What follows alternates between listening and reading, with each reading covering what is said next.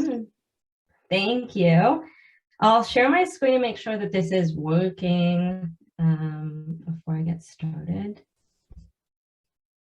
Okay, I think everyone can see this. Okay, great.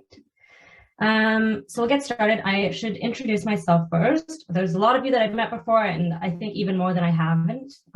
So my name is Hannah. I am a second-year master's student here at the University of Ottawa under the supervision of Professor Elizabeth Dubois. I did my undergrad here as well, graduated in 2020 with a degree in political science and communication. And then I decided to do my master's, roughly around the same topics. So I'll start off by talking about the problem that this research and I guess this presentation is going to sort of outline.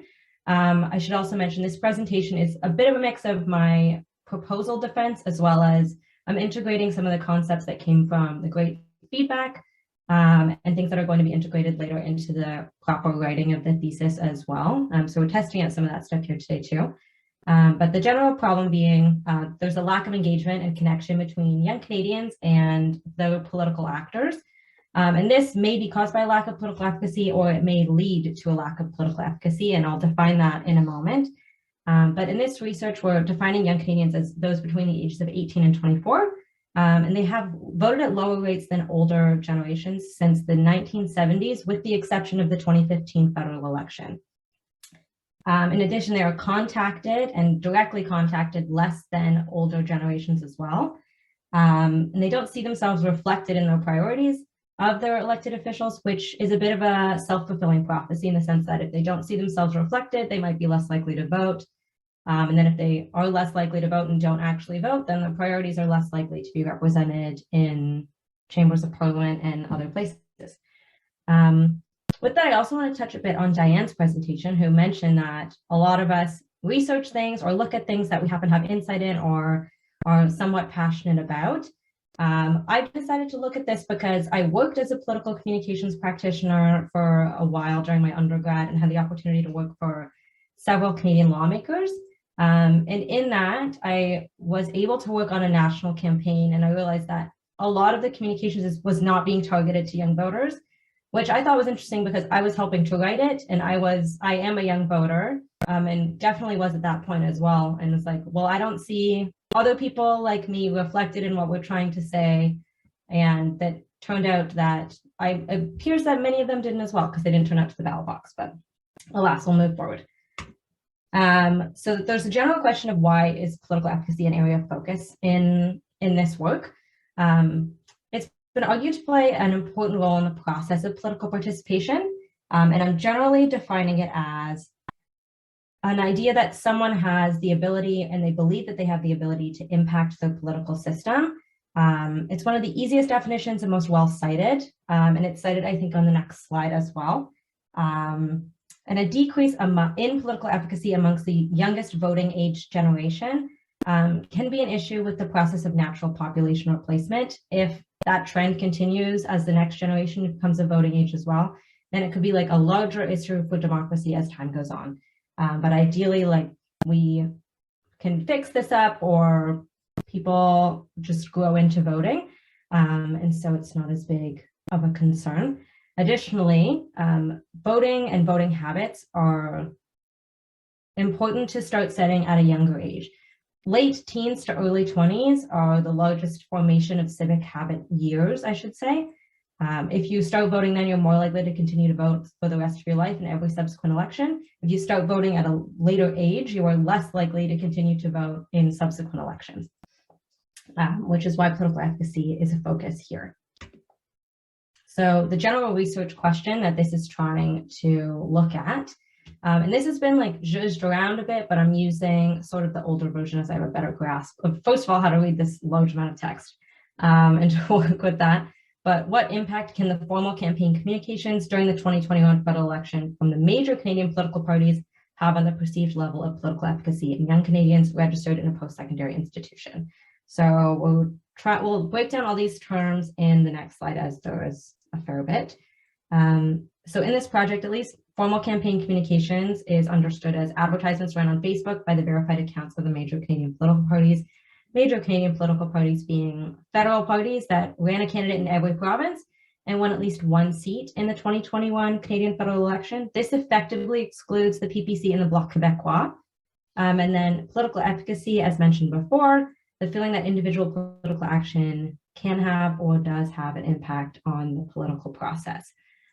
This is the simplest and most well-cited definition I found of it. There are many, and it stems from a lot of Bandura's work.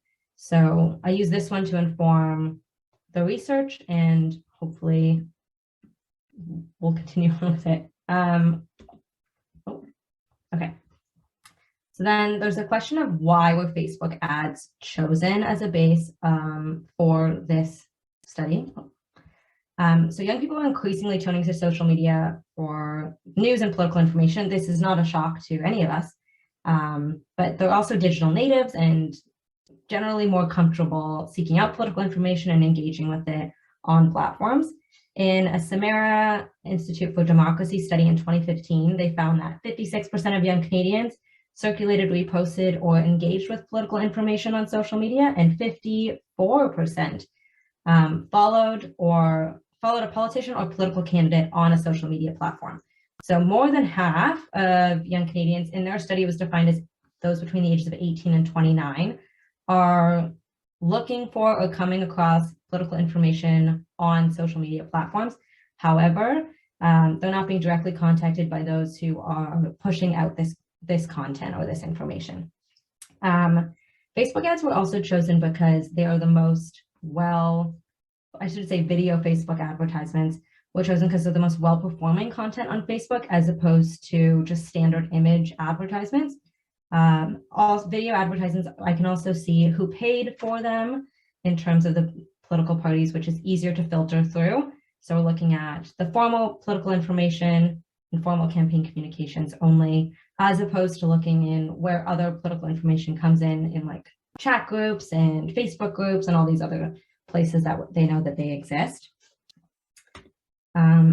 The theory that underlines this research is the theory of planned behavior. It's closely linked to the concept of efficacy, which is one of the main reasons why it's chosen, is it has a lot of strengths there. And it assumes that actions and intentions are determined by subjectively held information, which is how most people choose to vote anyways.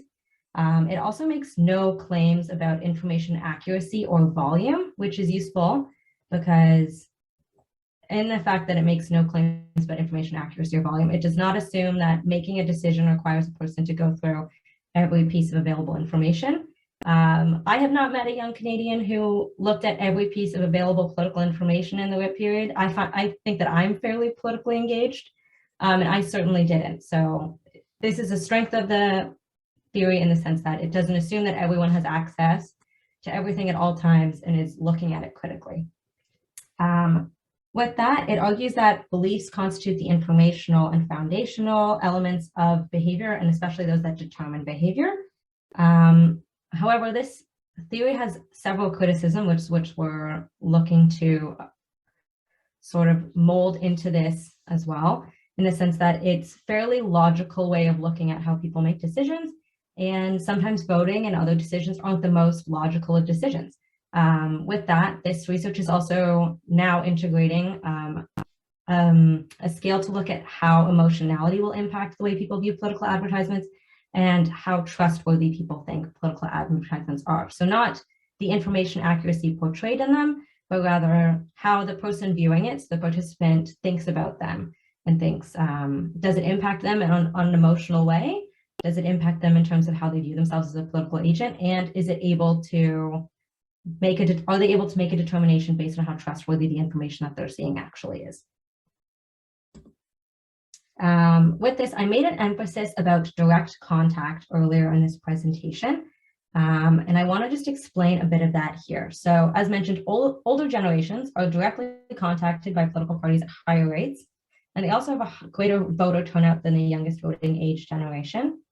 Young Canadians who have been directly contacted by political parties have a tendency to turn out to vote at greater rates than their generational peers, who are not directly contacted.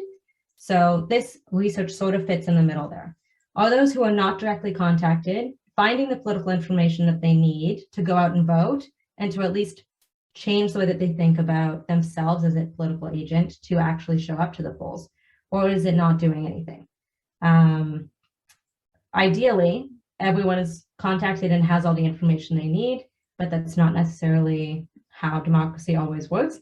We do live in a hybrid and high choice media system, and this research is focusing on those who are enrolled in a post-secondary institution. Education is one of the factors that a lot of researchers has looked at in the past, and have seen that those who are more highly educated have a higher likelihood of voting.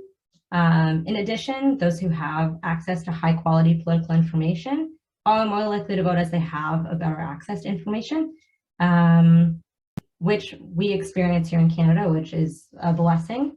So I'm very thankful for it. However, it can also be somewhat daunting, as I should mention. So with that, I touched a bit on the media environment. And so there's a lot of citations in this work as well from Chadwick and other scholars to talk about how the hybrid media system does impact our ability to access high quality political information, and just the way high quality political information or political information generally is formatted. So there's now a mixture between the way owned and paid media can mix together and how that can inform a political campaign, as well as if owned and paid media, especially on social media, are mixing together and they're finding new and creative ways to engage with voters. The basis for this is social media in modern political campaigns. So this is an interesting area and place to look at it because of the people that will be, the participants that will be looking at this information throughout what is going to be a survey in the proper data collection. And so I sort of want to conclude on the so what question. Why is this research important? Who would actually use it? All that fun stuff. So ideally, these findings could help better inform political communications practitioners and how to engage and communicate with potential young voters. One of the potential findings is that they're not being communicated with adequately enough to determine that they have the confidence to go out and cast a ballot on election day.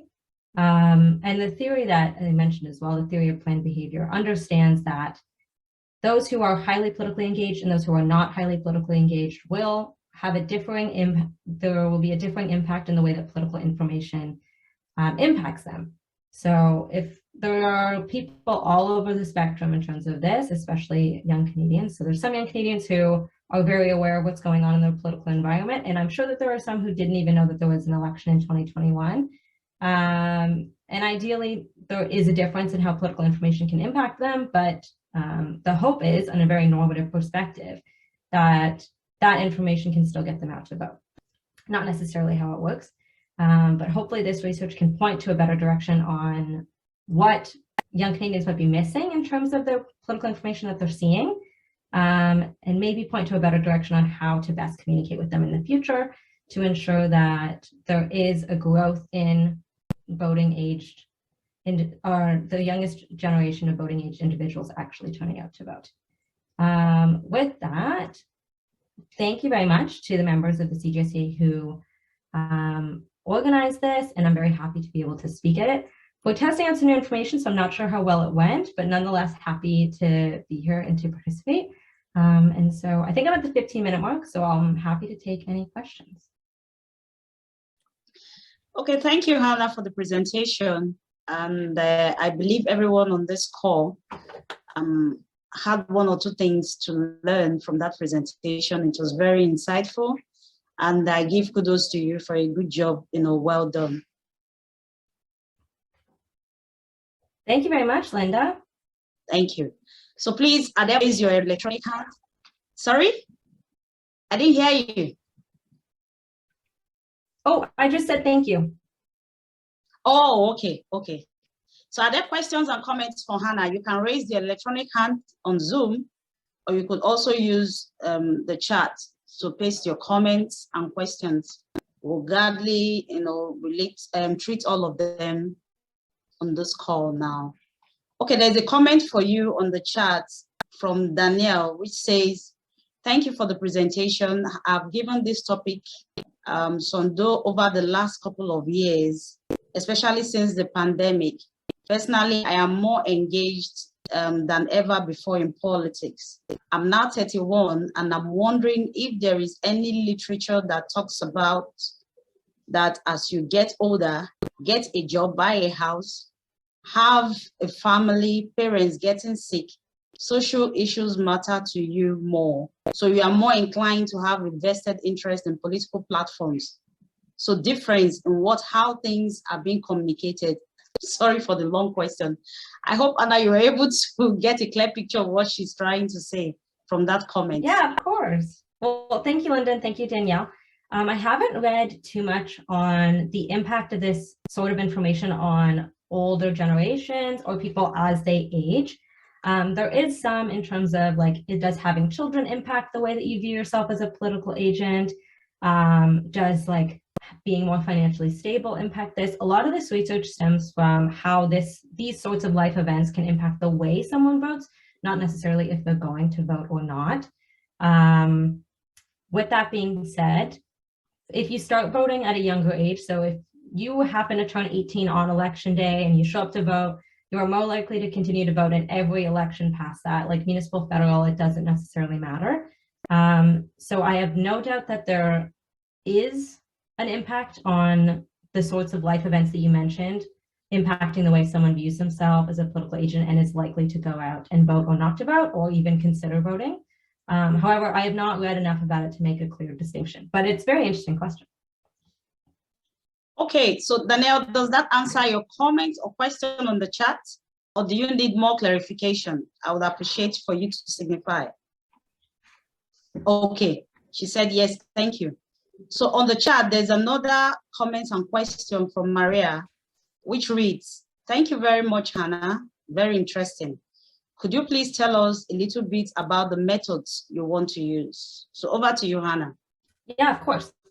So the first step is essentially the collection of the Facebook advertisements from the RIP period. So that's done. The second step is to format the survey and get it up. So we're using a survey method and using through the ISPR lab at the University of Ottawa to talk to undergraduate students. I just received ethics approval on the first, I guess, draft of this ethics application process, but we're sending in a revision. So essentially the survey now will look at the first half of the survey, one to look at the advertisements, and then students will view the advertisements, answer some questions about themselves as political agents, all the fun stuff. And right before they view the advertisements and right after they answer the questions, they will take a scale to test their political efficacy level. The second half of the survey now is for them to look at the same advertisements, but after that to answer scales on if they have any emotional impact in terms of the advertisements and if they think that what the content that they're seeing is trustworthy. So it is based on scales to collect all that fun data and surveys, and then all the fun stuff to like go and crunch all the numbers. So one, collection of the Facebook advertisements, and then two, surveys sent out to the ISPR lab. Okay, thank you for your response. So I think that's about it. Okay, there's another comment on the chat from Lena. There's also some raised hands. Yes, I will come to the raised hands. I was thinking if I could finish with the chat, then I'll come to the raised hands. I will. So let me just read the last one from Lena, then we'll come to raised hands. I'm wondering if there are any studies how families' political positions affect young people's willingness to participate in voting, and at the same time, peer influence. I'm just thinking that if someone has politically active friends, they would be more inclined to vote. What do you think? Thank you. So over to you, Hannah. Yeah, there's some research on this as well, especially because if someone comes from an exceptionally politically engaged and active family, then they are more likely to be politically active and engaged themselves. And if those individuals are politically active and engaged, they're more likely to surround themselves with people who have a similar disposition in terms of voting. So everyone's subjective experiences and beliefs and information can impact not only the way that they vote, but if they choose to vote or not. Which I think helps to answer your question, Lena. And there's a lot of studies there too about like how upbringing can impact the way someone chooses to vote or not. A lot of this research takes place in the United States. So they have a focus on Democrat or Republican, whereas there's arguments in Canada that we have a more nuanced system, and there's arguments that we don't have a more nuanced system. But regardless, it's a different system. So the results of that research is interesting, not entirely applicable, but it is interesting. Okay, thank you for your response. So we'll come to the raised hands. I can see Jennifer. Jennifer, please go ahead. Hi, Hannah. Great presentation. I know we spoke offline about this earlier this week, so I was really excited to see the full thing. I have so many questions and so many thoughts, so I'll try just to pick one because I think that this is such an important topic and could turn into a PhD dissertation. I'm just saying, if it's something that you decided to explore.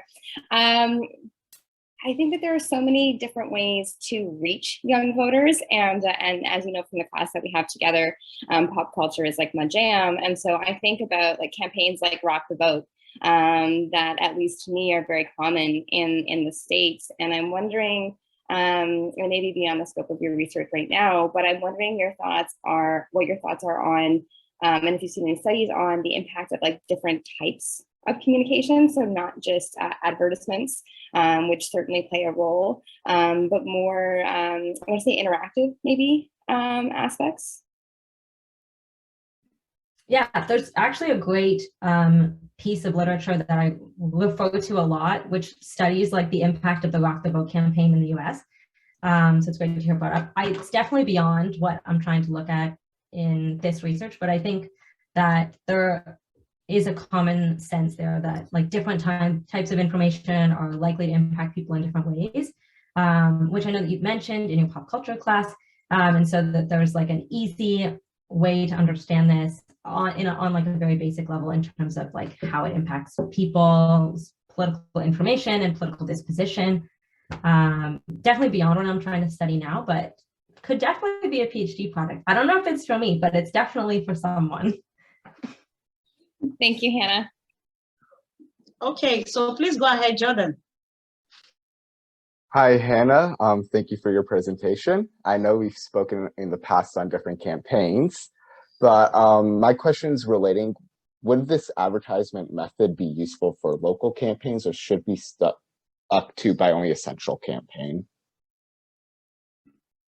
I honestly have not given this much thought. Central campaigns, I think, like have the most like money available, and therefore they have the most campaign like advertisements that are put out, especially video advertisements.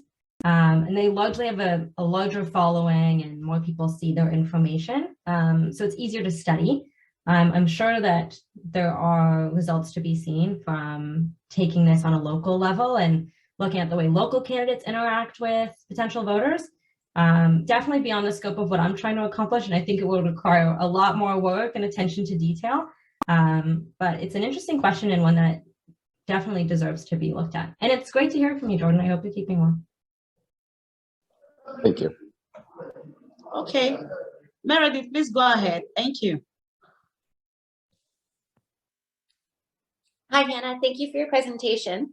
I was just curious, when you were talking about your methods, what you're going to do, how are you going to control for the actual content of the messages when you're looking at kind of, I know you said you're going to be having the participants complete some measures or scales following kind of having viewed them. And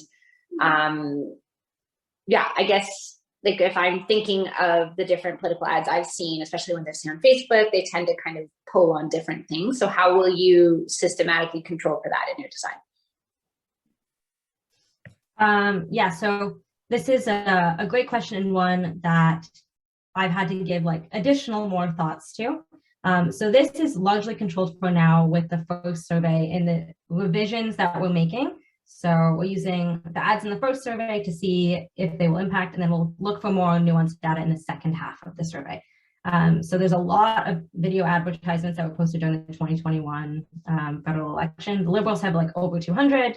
The NDP have like just under 200. The Green Party only posted 3, and the Conservatives have like 75. And so that's a lot of content, especially as a master's student, for me to like sit down, look at, and do a content analysis on all of them. So I'm looking for studies who have done similar things in the past with video advertisements, looking at how they did certain types of content analysis, and then looking to apply types of that through the first half of the survey, and then get the more nuanced data in the second half of the survey to make like larger ideas and generalizations from. I hope that answers it. I think it might. All right, when you're saying first and second half, do you mean like first survey with a certain sample and then a second survey with a second sample, or are you talking about the same people both halves? From my understanding and like recent conversations about this, we're looking to do same people, 2 different halves of it. So look for set 1, like they answer the questions on set 1, and then survey 2, I should say, survey 1, survey 2, to see how like that content will impact them based on the 2 different like methods of delivery and types of questions.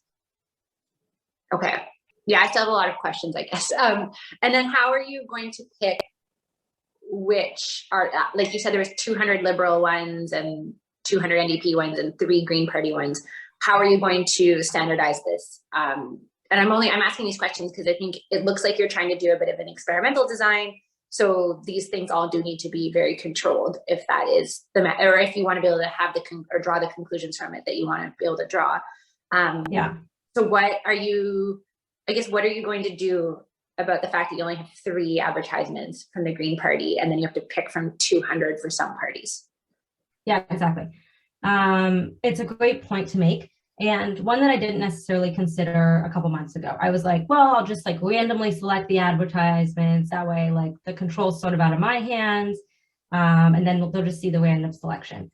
Now we're trying to target it a bit more. So to look through some of them briefly and to see which ones might, based on previous research, actually be more targeted towards young voters as opposed to not.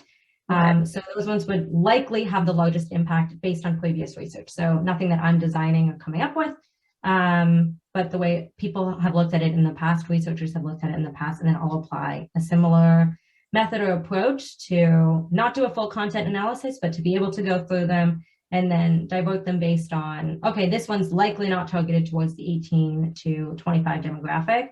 Like I'm assuming most 18 to 25-year-olds aren't too concerned about long-term care homes. Some of them might be, but the majority aren't. So that advertisement will likely not be in the actual selection, whereas one about like student loans or housing or something else might be included. Okay. Yeah, I guess like just hearing this, and I realize I'm missing a ton of information, and maybe this is a better conversation offline, but my hunch would be to separate it into 2 samples of people. And once you've made it like kind of maybe your first draft of your list of articles, instead of you deciding that these affect youth or not, running it by youth and having them say this, and then pick the ones that are rated as being, you know, perceived by youth as being important to them, and testing those ones. That would be my recommendation. Yeah. But anyway, we can talk about it another time. And no, that's great. Thank you. Anyway, great presentation. Thank you. Thank you.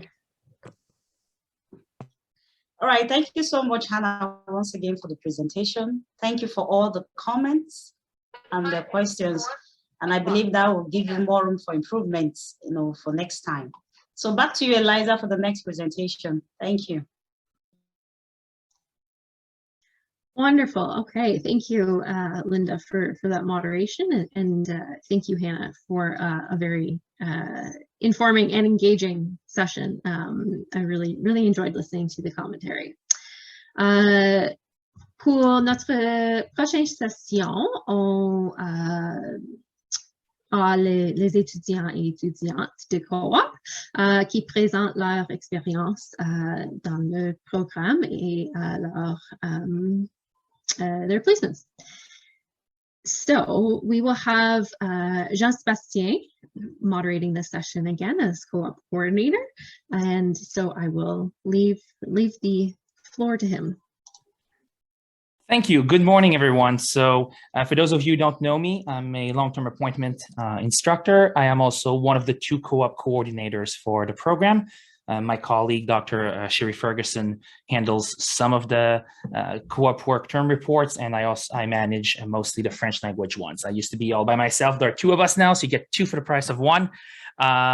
So this morning we have 5 different presentations about the co-op program. So Sarah will be going first. Then we have Ruth, Alexandra, Nosheen, and Bellis. So Sarah, would you like to share your screen with us and tell us more about what you learned during the co-op program?